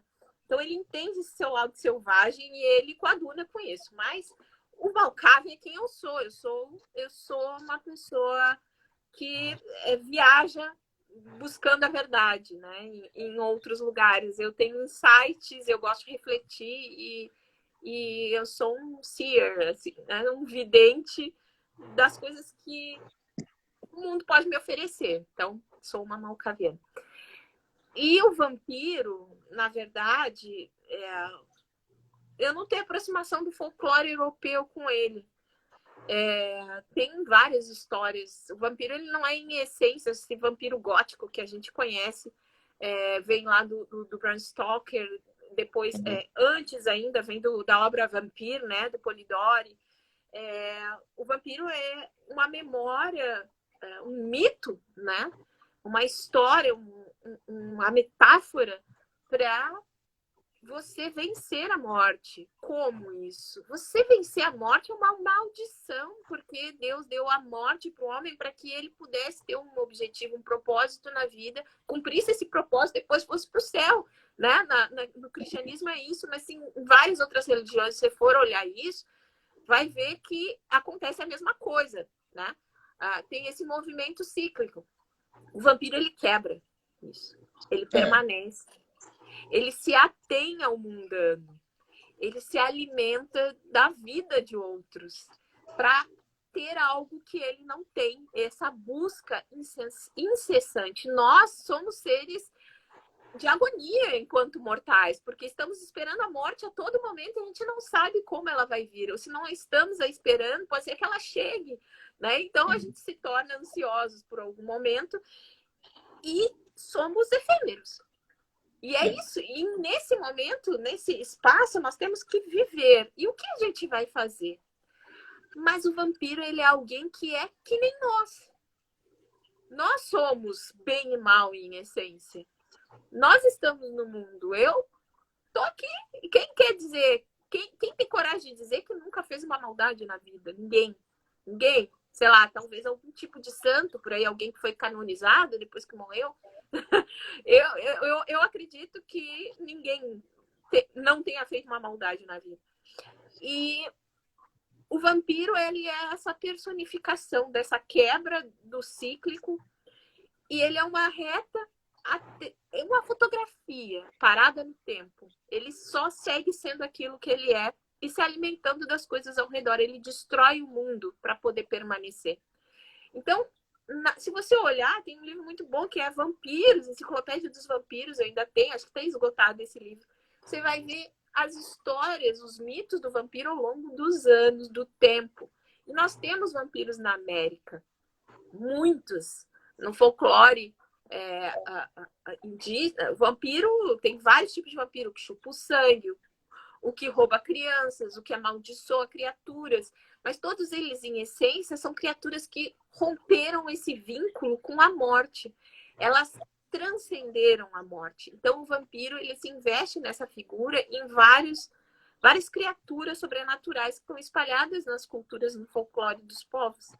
Aqui, autóctones, nós temos, no povo do fogo, lá na Terra do Fogo, esqueci agora o nome do povo autóctone de lá, mas eles acreditavam no espírito da baleia. E se em algum momento você não tivesse ido louvar o espírito da baleia, né, você voltava amaldiçoado para a tribo. Se você morresse naquele momento, você voltaria. Uhum. O seu espírito voltaria para ali, para viver ali, numa pedra. Porque você não está abençoado pela baleia para poder voltar para o lugar de onde você veio quando você nasceu. E esse ciclo de renascimento, ele é rompido. Então, olha só que louco isso, né? A gente tem mitos daqui, né? Mitos que são originários da América, pré-coloniais. A gente tem um vampiro azteca, por exemplo, né? Que se transforma em um jaguar para defender as florestas. A gente tem... que mais? Tem que estudar. A gente tem o Wendigo, né? Das culturas lá do Canadá. Então, a gente tem vários vampiros que são daqui, que quebram essa linearidade da relação com a morte, né? Elas não podem morrer, são seres eternos. Sim. Então, acho que o vampiro vai por esse lado. É engraçado, porque isso que tu me falou me fez refletir a respeito das releituras que a figura do vampiro exerce ao longo da história. Porque se a gente pegar na literatura o Drácula do Bram Stoker, o vampiro dele é uma completa personificação do mal, do monstro, né, que está perseguindo as vítimas inseridas naquele romance. E hoje, o vampiro, ele teve uma quebra de paradigma, houve até um processo de humanização, né, da figura do vampiro. E é engraçado porque eu vejo esse tipo de reflexo não apenas nos vampiros, mas, por exemplo, se a gente pegar o zumbi, e a gente vê até a estrutura no cinema. Os zumbis, quando a gente vai pegar nos filmes clássicos, eles eram pessoas que estavam sob algum efeito de alguma magia, né? Normalmente era uma magia voodoo. Eram pessoas que estavam sendo controladas para fazerem algo. Aí vem Jorge Romero O que é que Jorge Romero faz? Ele faz uma subversão. Ele pega, ele até diz que se inspirou no livro Eu Sou a Lenda, né? Que é um livro excepcional. E ele traz essa figura do vampiro que come a carne, né? Dos seres vivos. Então, até as releituras, né, de conceitos, né? Como vampiros, lobisomens, né, zumbis, vai sofrendo modificações, né? Com o passar do tempo. É algo que eu acho muito fascinante. Eu queria aproveitar, Jaque, e falar contigo a respeito do teu último livro publicado, né? Que foi o Horrores do Sul, não é isso? Você pode falar um pouquinho mais sobre o seu livro?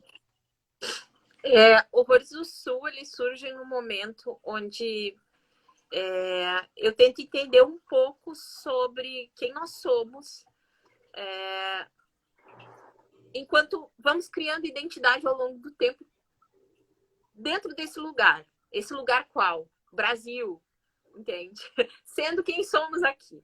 É um horror, que eu chamo de Horrores do Sul, mas pode ser em qualquer outro lugar, porque por mais que seja Brasil, é dentro de nós. Então, o horror, ele está dentro da gente. Horrores do Sul é sobre sobrevivência, é sobre visceralidade humana, é sobre quem nos tornamos quando deixamos de lado as coisas com as quais nos preocupamos para viver em sociedade.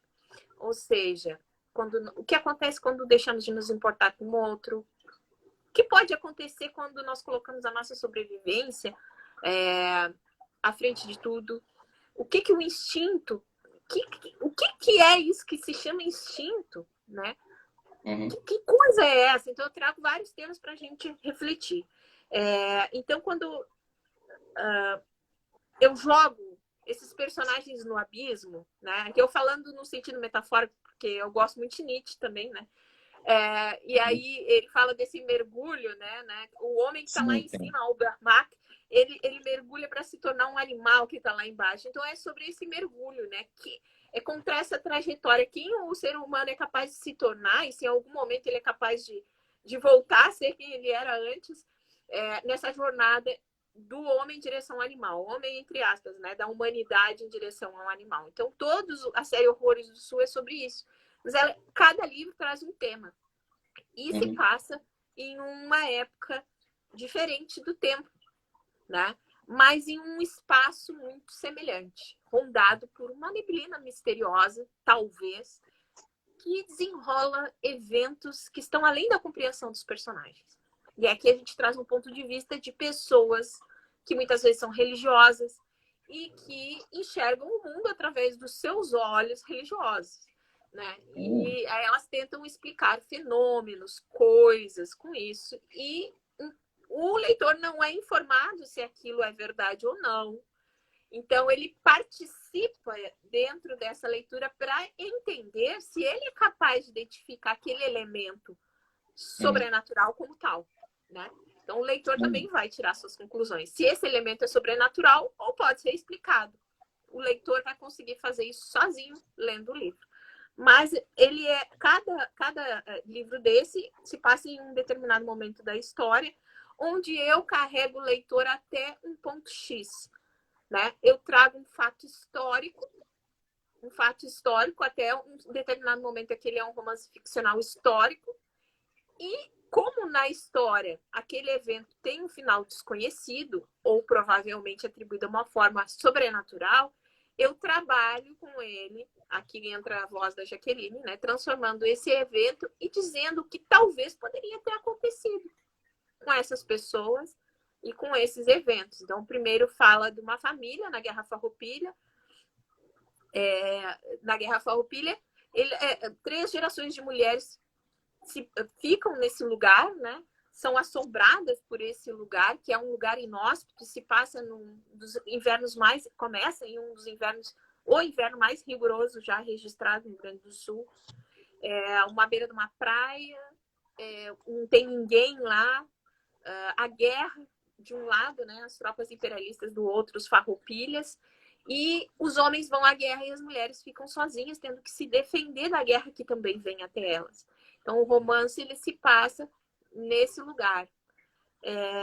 E o outro, esse é o primeiro, que é o Purgatório. E o segundo é Inferno Branco, que ele conta a história da expedição preparatória do presídio Jesus Maria e José, É uma nau que foi enviada de Portugal para o Brasil para auxiliar na guerra entre 1736, a guerra entre Espanha e Portugal, né? Então a Espanha avança sobre o território brasileiro, português na época, né? Tomando uma série de pontos estratégicos. E Portugal, em vez de mandar as naus para o Prata, ela decide tomar uma atitude defensiva, construir fortins para manter o controle da água continental, para que o contrabando continuasse escoando e o contrabando de escravos também pudesse continuar acontecendo. Então, eles fixam, tem a ideia de fixar esse presídio, que, na verdade, um presídio significa um forte, né? Uma cidadela, um fortim. Eles constroem isso, na verdade, mandam a nau para que ela construa, mas essa nau, ao adentrar no canal, é atingida por um evento desconhecido e acaba naufragando, desaparecendo no leito do canal do Rio Grande. E a partir de agora, então, eu começo a contar o que aconteceria nesse momento para explicar esses eventos misteriosos, que, na verdade, são de sobrevivência. Então, esse é um livro que conta o que aconteceu com as tropas quando elas desembarcaram, quando elas naufragaram ali na borda do canal. É um livro de sobrevivência, mas é um livro muito interessante, tem muitas reviravoltas, né? Enfim. Esse livro você fez uma pesquisa histórica bem ampla, assim, para se aprofundar, né, na narrativa, eu diria. Muito! Eu pesquisei um ano antes, eu só escrevi esse livro em 3 meses e pesquisei um ano. Então, eu pesquisei como que é um navio, como que eram as naus, como que se falava, qual era o jargão, o linguajar. Eu sou de uma cidade portuária, né? Eu nasci em Rio Grande. Então, já trabalhei em navio, né? Eu conhecia um pouco dessa dinâmica e esse assunto me atrai muito, né? Para mim é muito interessante falar sobre isso. E ele surge nas minhas narrativas. O mar e os navios. E quando eu achei esse evento, pesquisando a Biblioteca Imperial Portuguesa, eu me deparei com esse evento. Eu digo, não, eu tenho que falar sobre isso. Mas como que eu vou falar se eu não sei nada como é que se montava um navio? E aí eu fui fazendo esse engenharia reversa, né, para saber o que eu precisava saber para que o romance tivesse verossimilhança. Aí eu ganhei livro, eu fui pesquisar no Cielo, falei com historiadores. Então, tudo isso está lá no livro, no final, porque eu, como escritora, tem gente que não faz isso, mas eu cito todas as minhas fontes, onde foi que eu achei as informações, quem são as pessoas que conversaram comigo, que participaram do processo de criação e de pesquisa dos livros. Então, acho importante a gente falar sobre isso aqui também, só para deixar registrado. Mas então eu fiz a pesquisa, queria saber como é que era o navio, como é que era o lugar na época, que arma, como que ela funcionava, né? Tem até uma canção que eu descobri que os militares utilizavam naquela época para ensinar os soldados como é que é? Quando a gente botar mais munição dentro, me faltou a palavra agora, para recarregar o arcabuz, como é que fazia. Então, eram 29 passos. Então, tu dá um tiro, tu tem que fazer 29 coisas antes de poder dar o segundo tiro. Como é que o cara decora isso? Eles ensinavam uma música para os soldados, né? Enfim. Mas o que toma conta dessas duas histórias, o carro-chefe delas, são 2 músicas, né? São uma do cancioneiro popular, em Purgatório, que é o Dorme, Dorme, Negrito, né? E a segunda, que também é uma música que dá muito medo, né? Duerme, duerme, negrito, que tu mama está no campo. Duerme, duerme, negrito, que tu mama está no campo, negrito. Então, ele diz assim, ó, é bom tu dormir, porque senão vai vir o bicho branco e vai te comer as patas, vai te comer os pés, né? E é o bicho branco, né? Então, daí... Data de qual século? É uma música que não tem uma data específica, ela surge no cancioneiro popular depois de 1700. Então a gente não sabe, não tem como precisar quando que ela foi composta ou por quem, né? Ela é uma do cancioneiro popular. E a outra música é um pouco mais antiga, aliás, bem mais antiga, um hino de marinha português que era cantado no Porto de Rio Grande, né? Que vou-me embora, vou partir. E ele conta, é uma música de marinha, né? Então é uma música tradicional, contada por piratas, e tem uma versão que é cantada em um português arcaico, né? E para te ver quão antiga ela é, que eu li e sequer entendi muita coisa que dizia lá. Tá muito próximo do latim, assim, né? Então, depois eu não sei cantar. Tem os sermões, acho que é do padre. Tem os sermões do Padre Antônio Vieira, se eu não me engano, que você vai ler, né, o original, e é um português muito arcaico. Você lê esse livro, então tem alguns que fica muito difícil de entender o significado das palavras. Jaque, eu queria aproveitar essa deixa, porque a gente estendeu muito o tempo da live, e de fato o conteúdo ficou excepcional, porque a gente falou, a gente tem que fazer outras lives até para vamos continuar falando desses assuntos. Mas eu queria terminar a live de hoje fazendo uma pergunta que é a seguinte: você diria que teve alguma coisa, alguma pergunta que eu não fiz durante a live que você gostaria muito que eu tivesse feito? Ah, É. eu não sei, Rafa, porque eu sou uma pessoa que eu nunca sei nada, assim. Eu gosto de pergunta, gosto de muitas perguntas, mas eu acho que Teve alguma que passou batida? Que dica você dá, ou que dica você dá para alguém que quer escrever e acha que não é capaz? Essa é uma boa pergunta. Então vamos responder essa pergunta agora mesmo. Vamos lá. Eu daria a seguinte dica: escreva, não me interessa. Se você sabe, se você acha que não sabe, só escreve. Só escreve. Todo mundo é capaz de escrever. Qualquer pessoa que lê é capaz de escrever. Até a pessoa que não lê é capaz de contar uma boa história. Né? Isso é verdade. Todos nós temos algo a dizer.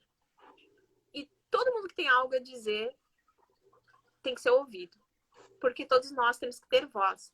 Né? Então, se você tem medo, separe isso, bote todo o medo de lado e escreva. Não pense mais nada. Se tá bom, se podia melhorar. Só escreve, só sempre escreve. E o resto você vai trabalhando com o tempo. Né? Seus medos, as suas crenças, aquelas coisas loucas que surgem na cabeça da gente tentando sabotar a gente, tudo isso a gente trabalha com o tempo.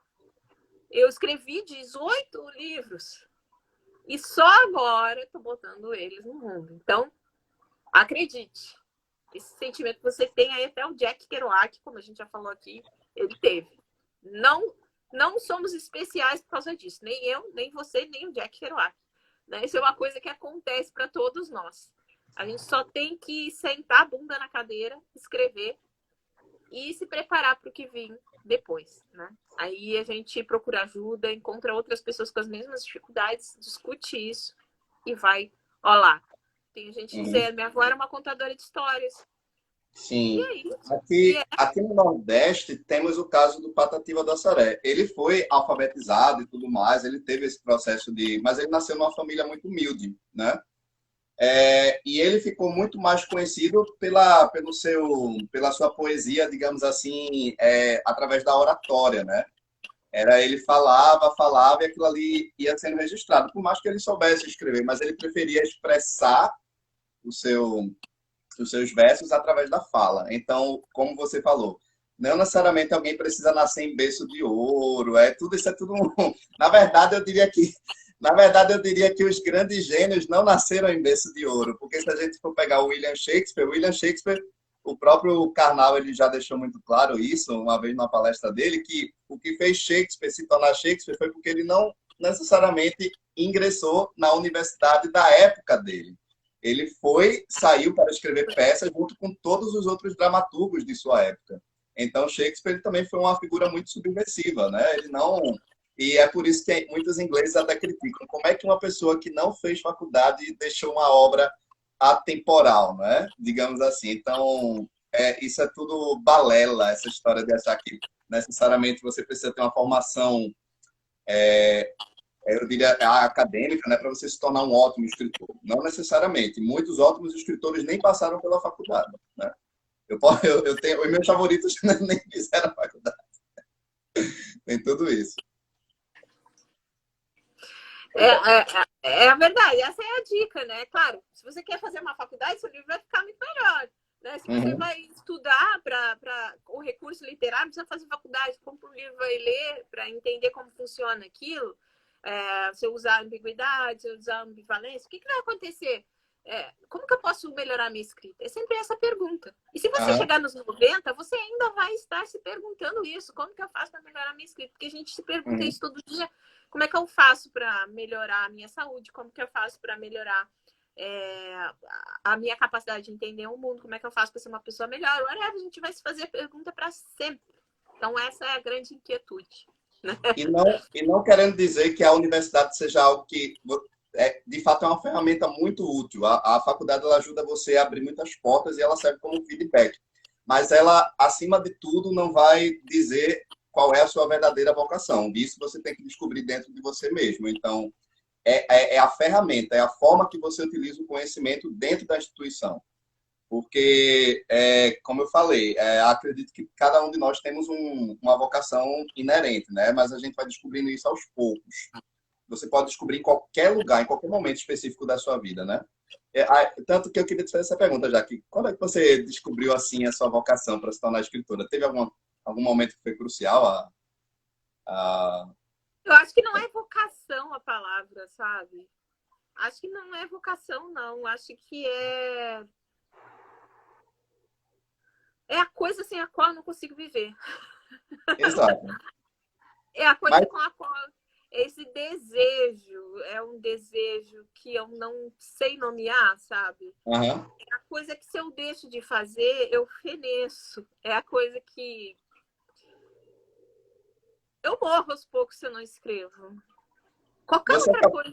Você acabou de definir vocação. Vocação é você tem que fazer isso, custa o que custar, independente de onde isso vai te levar. Isso é vocação para mim, que é diferente de propósito. Propósito é o que você faz ao longo da sua vida para você ter algum tipo de resultado. Por exemplo, o propósito de muitas pessoas é ganhar dinheiro. Isso é propósito. O propósito ter subsistência, né? ter uma vida bem estruturada financeiramente. Isso é propósito. Uma carreira. Vocação é um ato que você precisa fazer na sua vida, que se você parar de fazê-lo, você enlouquece. Você literalmente não consegue. Isso é vocação. E vocação não necessariamente significa que você se preocupa com os resultados. Você se preocupa com a jornada em si. É o que você tem que fazer durante toda a sua vida. Então, isso que você acabou de falar é vocação. Foi quando eu tinha 6 ou 7 anos. E aí eu escrevi a minha primeira poesia. E depois disso, eu sempre gostei de contar histórias. Sempre fui aquela criança espoleta que sentava no meio da roda e dizia: pessoal, tem uma história para contar para vocês. Eu vi um lobisomem na janela, mas já que é mentira, eu juro que eu vi. Aí depois no final da história eu dizia: não, pessoal, assim, não é verdade, eu que inventei essa história e tal. Né? Mas já estava lá a sementinha, né? Que nem o Efraim falou ali, é a moral de contar a história, né? A única forma que eu escolhi foi fazer isso de forma escrita, porque a oralidade para mim era algo que me deixava muito apreensiva na época. Eu sempre fui muito tímida, até hoje eu sou muito tímida. E então a escrita sempre foi um recurso que eu usei para me expressar, né? E eu entendia que aquilo era arte, de alguma maneira, porque todo mundo me dizia assim: nossa, que legal isso que você escreveu. E aí eu olhava para aquilo e dizia: sério? Então eu vou ver como é que eu posso melhorar isso. Mas era, no fundo, uma expressão minha, era uma expressão de quem eu era a forma como eu questionava o mundo, como eu acabava conhecendo o mundo, até refletindo sobre coisas, né?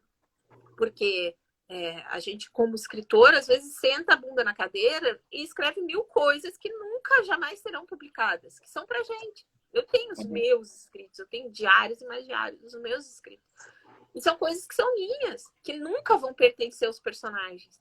Porque eu também tenho que conhecer esse limite, né? aonde eu me descolo dos meus personagens, aonde são eles e onde sou eu, né? Porque aí a magia da técnica da escrita, né? Da ficção, é você inventar. É você inventar um mundo e ser fiel a isso da melhor maneira possível. Pronto. Já que vamos aproveitar e encerrar a live de hoje, e porque de fato o papo foi excelente. Por mim, a gente continuava falando por mais uma hora seguida sobre literatura, sobre cinema. A gente nem se aprofundou muito nas suas paixões cinematográficas, né? A música em si, quadrinhos, coisas do tipo. Então, eu queria muito até a gente aproveitar e vamos marcar outra live. Então, de minha parte, o convite já tá feito. A gente faz isso mais vezes, tá bom? Então, eu vou aproveitar esse momento para agradecer a todos vocês que nos acompanharam até agora. Aqueles que, infelizmente, não puderam assistir a live desde o início, fiquem tranquilos, porque esse material vai ficar aqui gravado no meu feed do Instagram. Então, vocês vão poder reassistir quantas vezes vocês quiserem, tá bom? Então... Rafa, se tiver como você me colocar de colaborador, aí essa live ficaria disponível no meu perfil também para quem quiser assistir. Pronto, mas a opção de colaborador fica assim. É porque eu sou aquele nerd que gosta muito de ler, de consumir arte, mas quando vai falar de tecnologia, eu ainda estou, sabe, eu ainda estou pegando, ainda tô aprendendo as manhas, né, de como fazer. Mas eu vou fazer isso, fique tranquilo. Então, pessoal, muito obrigado a todos. Jaque, aproveita esse momento, faça os seus agradecimentos, o espaço é todo seu. Gente, muito obrigada. Foi um prazer imenso ter vindo aqui. Pô, vocês ficaram aqui ouvindo eu e o Rafa conversar. Vocês são heróis, sabe? São heróis. Com Foi certeza. demais, papo. Muito obrigada por terem dispensado um pouquinho do seu tempo, 2 minutos, 3 minutos para passar aqui para a gente falar sobre autores nacionais, porque eu também tenho um trabalho nesse sentido. Quem quiser pode visitar meu perfil, é muito bem-vindo lá. Eu faço a mesma coisa que o Rafa faz, né? Que é trazer autores e dar voz para eles falarem sobre o trabalho, falarem sobre a escrita deles. Então, fica o convite aqui, me sigam lá no @Jaque Machado Escritora e também no canal do YouTube, onde eu faço a mesma coisa, só que lá no YouTube eu ensino como escrever. Então, é isso. Obrigada pelo espaço. Você é uma pessoa extremamente gentil e inteligente, Rafael. Fiquei muito à vontade aqui. Muito obrigada. Eu que agradeço. Fico muito grato por suas palavras. Vou aproveitar e já que você está falando que faz um trabalho também de divulgação, né, e lives no seu perfil, vamos aproveitar e já faz um especial falando dos meus poemas. Então, a gente faz isso, pode ser? Claro! Claro, para ontem. Tá bom. Gente, muito obrigado a todos. Tenham uma ótima noite e até a próxima live aqui no Instagram. Tchau, tchau. Tchau, Jaque. Até a próxima. Tchau, obrigada.